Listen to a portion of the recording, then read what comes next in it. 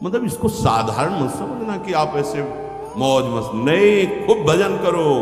ब्रह्मचर्य बहुत जोर का ये यम है। ब्रह्मचर्य के बिना जीवन मृत है, मृत जीवन। ब्रह्मचर्य अमृत है।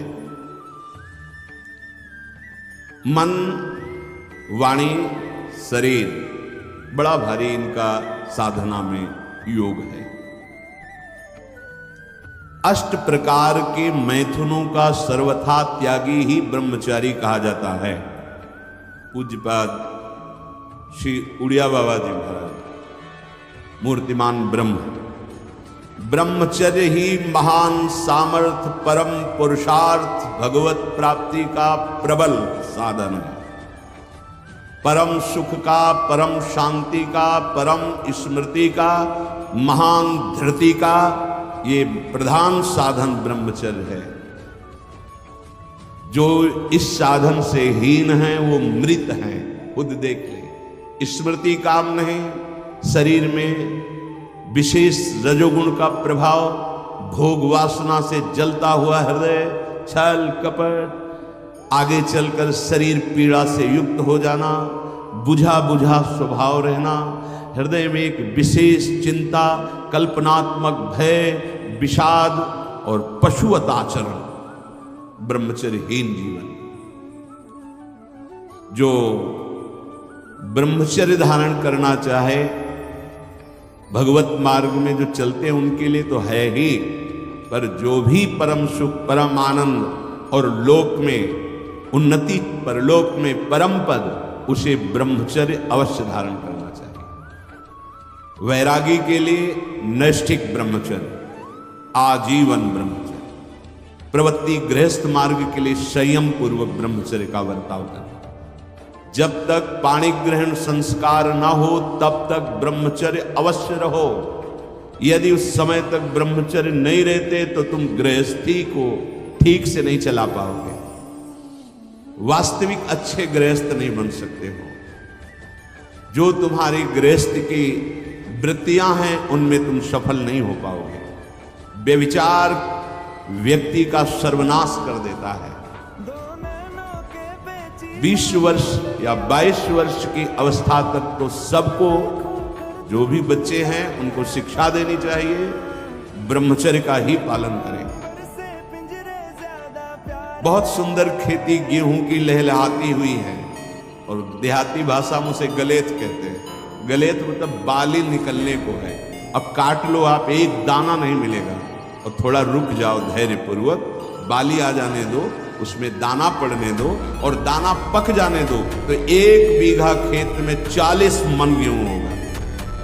ऐसे ही जो आप 13-14 वर्ष की अवस्था से आपके अंदर परिवर्तन होता है, एक भोगाकर्षण होता है सबके अंदर, जो इस भूमि में जन्मा है, या भगवान या भगवत प्राप्त महापुरुष कारक पुरुष, उसकी बात तो अलग है। अन्यथा जो भी जन्मा है, जहां 12, 13, 14 वर्ष की अवस्था होती है, काम वेदना जागृत होने लगती है। मन एक अलौकिक आकर्षण, भोगाकर्षण की तरफ भागने लगता है।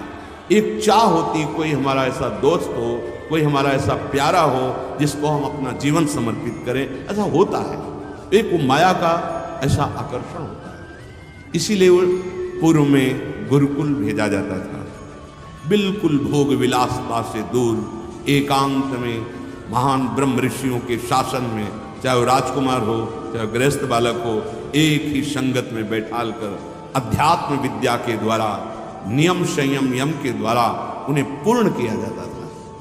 उनका ज्ञान पूर्ण, उनका संयम पूर्ण, विचार उनका सत्य, फिर वहां निर्णय लिया जाता है।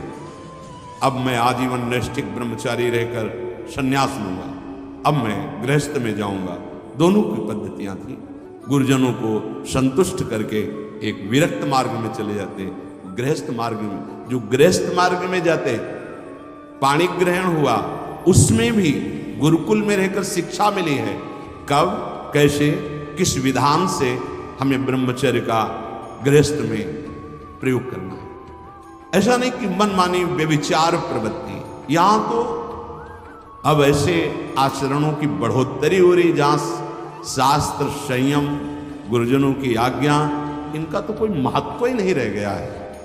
कैसी कलयुग की विचित्र मलिन चाल, जिस अवस्था में असंग रहकर विद्या का अध्ययन करना, स्वास्थ्यवर्धक चेष्टाएं करके स्वस्थ होना, समाज सेवक, देश सेवक, परिवार को सुख पहुंचाने वाला आचरण अध्यात्म विद्या का गया, वहां छोटे से ही भोग वासना प्रवृत्ति की बढ़ोतरी, वो दोस्ती, विपरीत भावनाएं, व्यसन।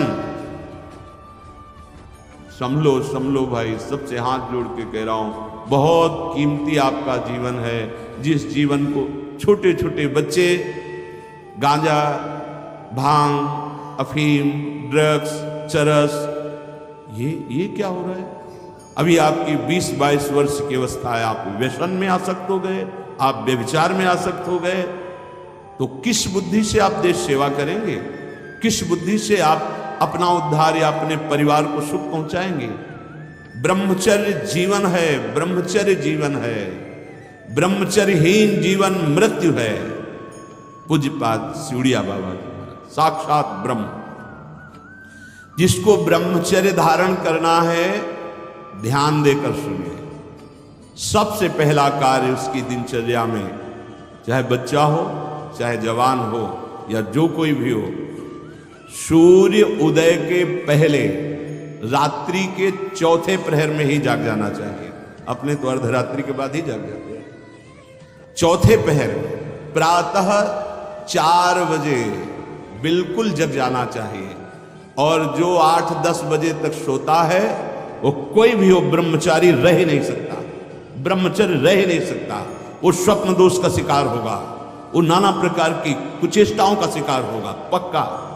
क्योंकि बुद्धि को सत्य प्रकाश की तरफ प्रेरित करने वाले भगवान भुवन भास्कर हैं। वो पधार रहे हो, आप सो रहे हो सैया पे, आपकी आयु, श्री, कीर्ति, बल सब नष्ट होगा। देखो ना, जो 10-10 बजे तक सोते हैं, देखो ना, उनसे बात करके देखो, एकदम ऐसा लगता है बुझा हुआ जीवन, कोई भागवतिक तेज उत्साह न वाणी में, न नेत्रों में, न तन में। क्या जीवन, मृत जीवन। सबसे पहला नियम लीजिए, जहां भी आपको शब्द सुनाई दे, आपका जीवन ब्रह्मचर्य ही अमृत है और आपका जीवन ब्रह्मचर्यहीन ही मृत्यु है। ब्रह्मचर्य रहने के लिए आपको अपनी दिनचर्या सुधारनी होगी। प्रातः 4 बजे आपको उठना ही होगा, तभी आप ब्रह्मचर्य रह सकते हैं। अगर आप नहीं उठते तो आप देख लेना, इसका आध्यात्मिक प्रभाव पड़ता है। आप देखिएगा 3 बजे से लेकर के सूर्य उदय के तक अगर आप सोते तो आपका स्वप्न दोष बढ़ेगा, आपका संयम बिगड़ेगा। अगर आप कोई ऐसी कुचेष्टाएं नहीं किए हैं तो स्वप्न दोष की संभावना ही नहीं होती। आप बाल्यावस्था से कुचेष्टाएं करते हैं, संयम विरुद्ध रहते हैं, तो आप ना चाहते हुए फिर सामर्थ्यहीन हो जाते हैं, ब्रह्मचर्यहीन हो जाते हैं। बहुत ध्यान दें, ये अध्यात्म में जैसे पूरा मकान बनने के लिए नींव मजबूत होना जरूरी है, चाहे जयखंड का बना लो आप, अगर नींव मजबूत है, नींव मजबूत नहीं तो फिर मकान ढह जाएगा। ऐसे ही ब्रह्मचर्य हर मार्ग की नींव है। चाहे जिस मार्ग में चलना चाहो, चाहे जिस संप्रदाय में चलना चाहो, चाहे लौकिक मार्ग हो या पारलौकिक, आपका ब्रह्मचर्य नींव है जीवन की। इसको मनोरंजन मत समझो। कैसी तुम्हारी दुर्बुद्धि, अपने हाथ से तुम अपना नाश करते हो। कैसी कैसी दुर्बुद्धि जागृत हो गई, सावधान।